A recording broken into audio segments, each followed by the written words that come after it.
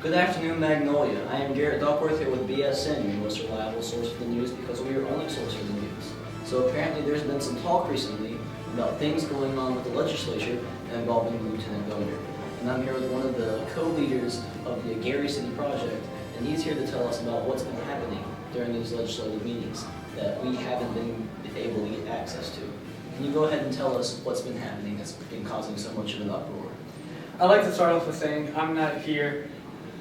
Yes, I'm from Gary, but I'm not here because of Gary. I'm here as a Magnolian and who is deeply concerned by the actions brought upon our Lieutenant Governor. I first saw Clayton, our Lieutenant Governor, when Gary presented our city project. We kind of messed up. We spent too much time. He asked some oddly wordy questions and then some questions that had basically nothing to do with our presentation. And that's fine. That's fine. We slipped up. We didn't cover the questions fast enough, and that's okay. But what is not okay is the action that took place after this event. After all of Gary, who was presenting, had walked out of the room and our presentation was done. No more comments was made by us, and they were left to discuss as the next city got ready to present. But while the next city was presenting or getting ready to present, Clayton went onto the floor, pulled up a Google document I heard, and put on there Gary's argument is, I think he said, invalid and incorrect. And that's not okay. Our time was up. That was done. There was to be no more discussion. And he is not supposed to be biased towards any city. Yes, he may discuss, but no, he's not allowed to interrupt the other city trying to present and say things that should not have been said. That was supposed to be done in his own time and not as a government official. That was a pretty big uproar.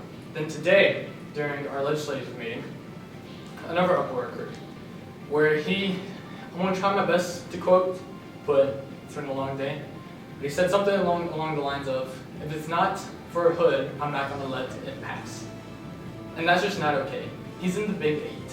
When you're in the Big Eight, you're not supposed to care about your city. You're supposed to care about Magnolia and just Magnolia as a whole. And taking his city side just for the fact that he's from that city with not being able to even consider any other options. Another example, today at lunch, he walked by a Magnolian, said something to that Magnolian. The Magnolian said back, not a Magnolian, well, a Magnolian, yes, but a Magnolian who was from Gary, who said to him, let's just sit down and talk about it over lunch.